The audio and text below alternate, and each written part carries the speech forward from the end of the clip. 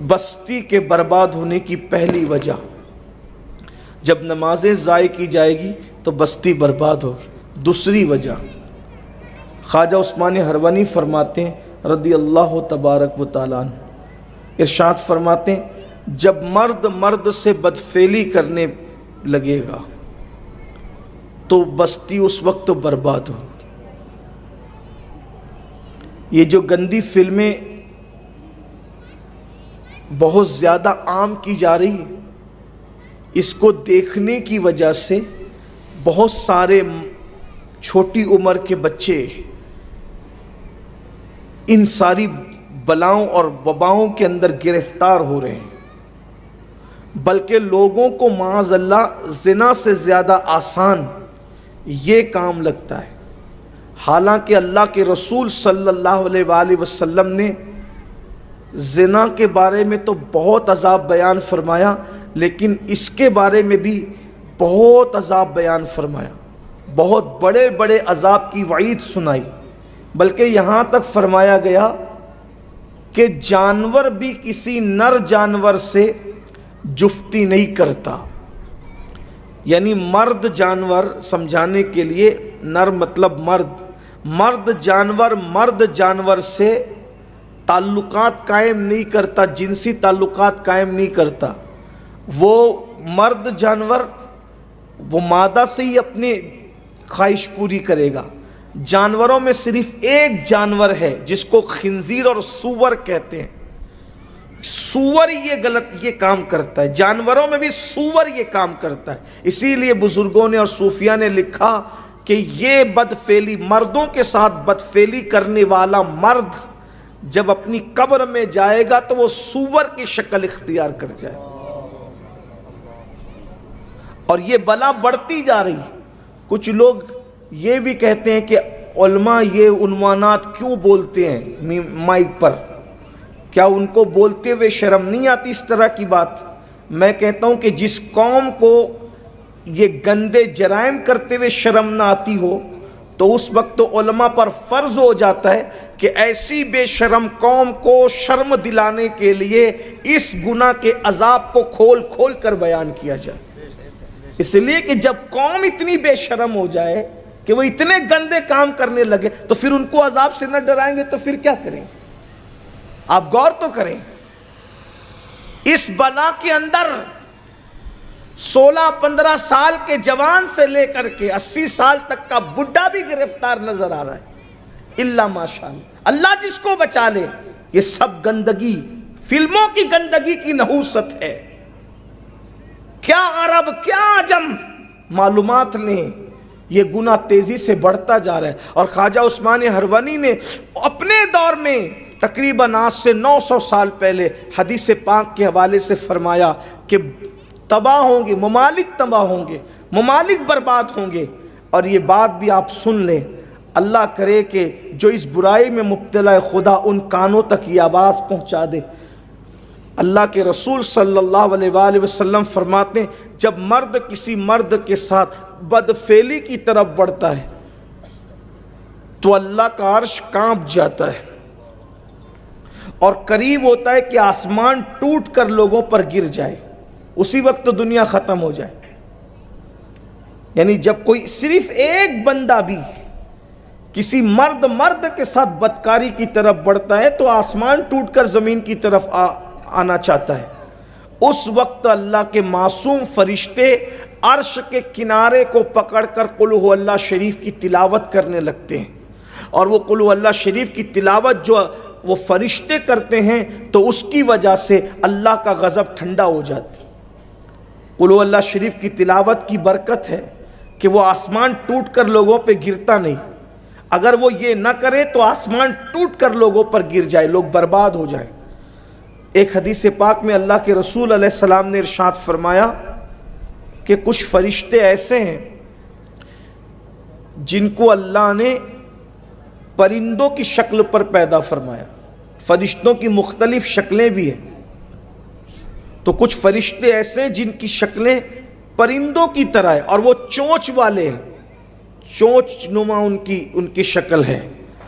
جیسے ہی بدکاری کرنے والے جو مردوں کے ساتھ بدکاریاں کرتے ہیں ان کو قبر میں رکھا جاتا ہے، ایک رات بھی ان کی قبر پر ان کو نہیں گزرتی کہ وہ فرشتے اپنی چونچ میں لے کر کے ان کو ان کی قبر سے نکال کر اٹھا کے لے جاتے ہیں، اور جہاں قوم لوط پر عذاب آیا تھا وہاں لے جا کر ان کو پھینک دیتے ہیں۔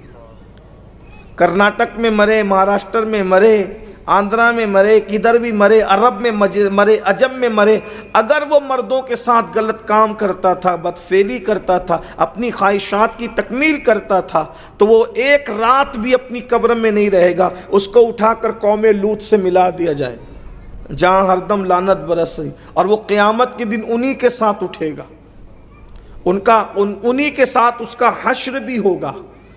اللہ کی بارگاہ میں توبہ کریں وہ نوجوان، وہ لوگ جو اس بلا میں گرفتار ہیں۔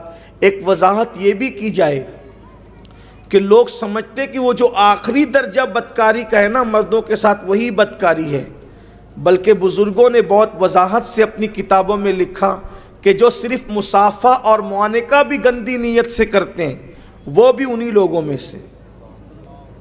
اسی پر بس نہیں فرمایا اگر وہ نظر سے بھی کسی کو گندی نیت سے دیکھتے ہیں تو وہ بھی انہی لوگوں میں سے، گندی نظر سے دیکھنا بھی۔ ایک بزرگ فرماتے ہیں میں حافظ قرآن تھا اور امام حسن بصری کی بارگاہ میں بیٹھا ہوا تھا، ایسے میں نے ایک نوجوان خوبصورت آیا، اس کو بد نظری سے دیکھا، غلط نظر سے، پاپ کی نظر سے دیکھا۔ امام حسن بصری نے کہا تو نے یہ کیا کیا؟ تیرے اس بد نگاہی کا وبال تجھے آ کر کے رہے گا۔ کہا میں انتظار کرتا رہا کہ آپ نے فرما دیا لیکن کچھ ہوا نہیں۔ 14 سال کے بعد میں حافظ قرآن تھا، 14 سال کے بعد پورا قرآن میں بھول گیا، صرف دیکھنے کی وجہ، بدنگاہی کی وجہ سے۔ مرد کو پاپ کی نظر سے دیکھے، حافظ قرآن تھا، اللہ نے اس کو قرآن بھلا دیا۔ یہ صرف دیکھنے کا وبال ہے، تو پھر ہاتھ سے ٹکرائیں، اور پھر اس کے بعد جو آخری کے معاملات ہو، اللہ کی پناہ، 1000 بار اللہ کی پناہ، اللہ کی بارگاہ میں امان طلب کرو، اللہ کی پناہ طلب کرو، اس لیے کہ اللہ اگر گناہوں سے بچائے تبھی انسان بچ سکتا ہے۔ اگر اللہ رب العزت انسان کو اس کے حال پہ چھوڑ دے تو انسان کو گناہ سے کوئی نہیں بچا سکتا۔ تیسری وجہ بھی سن لیں، وقت تو پورا ہوتا ہے، اس لیے کہ مجھے بتایا گیا ہے کہ بہت مختصر وقت کے لیے یہ محفل ہے، اور جو ہے وہ قبلہ حضور قائد محترم کی آمد ہوگی تو مجھے اپنی گفتگو مکمل کرنی ہے، کیونکہ الیکشن کی وجہ سے ٹائم شارٹ ہے ہمارے پاس۔ تو تیسری وجہ بھی سن لیں۔ پہلی وجہ نمازوں کا ضائع کرنا، دوسری وجہ مردوں کا بدکاری میں مبتلا ہو جانا، تیسری وجہ خواجہ عثمانی ہرونی فرماتے ہیں، اللہ اکبر، فرماتے ہیں جب مرد پاپی ہو جائیں، جب مرد پاپی اور مجرم ہو جائیں تو عورتوں کا تقوی بستیوں کو برباد ہونے سے بچا لیتا ہے، لیکن تیسری وجہ یہ ہے کہ عورتیں بھی بدی میں مبتلا ہو جائیں گی، عورتیں بھی دین سے دور ہو جائیں گی۔ جب عورتیں دین سے دور ہو جائے، عورتیں پردہ نہ کرے، عورتیں تقوی میں نہ رہے، عورتیں پرہیزگاری میں نہ رہے، تو سمجھ لو کہ بہت جلد تمہاری بستی پر عذاب آنے والا ہے، اور تمہاری بستی بہت جلد برباد ہونے والی ہے۔ آپ دیکھیں آج نوجوان بچیاں پردہ کرنے میں آر محسوس کرتی ہے، بلکہ پردہ کرنے والوں کو بیکورڈ کہا جاتا ہے، پردہ کرنے والی بچیوں کو تانا دیا جاتا ہے، پرانے خیال کا تانا دیا جاتا ہے۔ یاد رکھنا، ایک بچی اگر اپنی عزت اور آبرو کو محفوظ رکھ سکتی ہے تو وہ پردے کی وجہ سے ہی محفوظ رکھ سکتی ہے۔ ایک بچی اگر عزت اور وقار کے ساتھ اس وقت روئے زمین پہ جی سکتی ہے تو اللہ کے دین پر عمل کرنے کی بنیاد پر ہی جی سکتی ہے۔ بچیاں یہ سمجھتی ہے ہم بالوں کو کھول کر میک اپ کر کے شادیوں میں جائیں گے، بازاروں میں جائیں گے، کھلے سر جائیں گے تو لوگ ہمیں دیکھیں گے تو ہمیں رشتے آئیں گے۔ ہمیشہ یاد رکھنا، अच्छे रिश्ते गुनाहों की वजह से नहीं आते, अच्छे रिश्ते तकवे और परहेजगारी की बरकत से आते हैं। लोग कहते हैं तकवे की वजह से अच्छा रिश्ता कैसे आ सकता है, परहेजगारी की वजह से अच्छा रिश्ता कैसे आ सकता है। एक आसान सी मिसाल पेश करके रिवायत के ज़रिए आपको समझाने की कोशिश की जाएगी। आप गौर फरमाएं, बार बार आपने सुना, इस तनाजुर में इसको सुन लें कि तकवे की बरकत से अच्छा रिश्ता कैसे आता है, परहेजगारी की बरकत से अच्छा रिश्ता कैसे आता है। आपने सुना होगा मदीने मुनव्वरा की सरजमीन है, अपने अल्फाज के जामे में सुन ले इस रिवायत को। कुदसियान फलक दुरूदों के गजरे लेकर रात के आखिरी पहर में मदीने तैयबा की सरजमीन पर नाजिल हो रहे होंगे। ऐसे में एक बूढ़ी आवाज़, एक बूढ़ी खातून की बूढ़ी आवाज़ कपकपाती हुए लबो लहजे में कहती है, बेटी ज़रा जल्दी से दूध में पानी मिला दे। उसी वक्त रात का सन्नाटा एक जवान आवाज़ की से जो है वो छटता है और यूं वो आवाज़ बाहर आती है, क्या तुम्हें नहीं पता कि अमीरुल मोमिनीन ने दूध में पानी मिलाकर बेचने से मना फरमाया है। तो फिर बूढ़ी आवाज़ उठती है, क्या तुझे नहीं मालूम जिसने दूध में पानी मिलाकर बेचने से मना किया वो उमर तो सो रहा होगा, अभी वो नहीं देख रहा है, इसलिए दूध में पानी मिला दे। तो फिर वो जवान बच्ची कहती है, माँ उमर तो नहीं देख रहा है मगर हमारा खुदा तो देख रहा है, हमारा अल्लाह तो देख रहा है। वो जवान बच्चियां कैसी थी, अल्लाह अकबर। खुदा का करना ये कि जिस वक्त माँ बेटी के दरमियान ये गुफ्तगू हो रही थी, सैयदना फारूक आज़म अपनी रियाया का हाल देखने के लिए मदीने तैयबा की गलियों में घूम रहे थे। दोनों का मुकालमा फारूक आज़म ने सुन लिया, उस घर पे निशान लगा दिया और सुबह हुई तो अपने बेटों से कहा, मैं बूढ़ा हो गया हूं, मैं निकाह नहीं कर सकता, तुम में कौन है जो उस पाक दामन लड़की से निकाह करे, उस पाकबाज लड़की से निकाह करे। और उसके बाद एक बेटे ने जब हामी भर ली तो सैयदना फारूक आज़म ने अपने घर का रिश्ता उस लड़की के लिए भिजवाया। बताओ किसी की जरूरत पड़ी, किसी राब्ते की जरूरत पड़ी, सिर्फ तकवा ने उस लड़की को सैयदना फारूक आज़म की बहू बना दिया। और सिर्फ वो लड़की तकवे की बुनियाद पे फारूक आज़म की बहू न बनी बल्कि अमीरुल मोमिनीन फारूक आज़म की बहू भी बनी। और फिर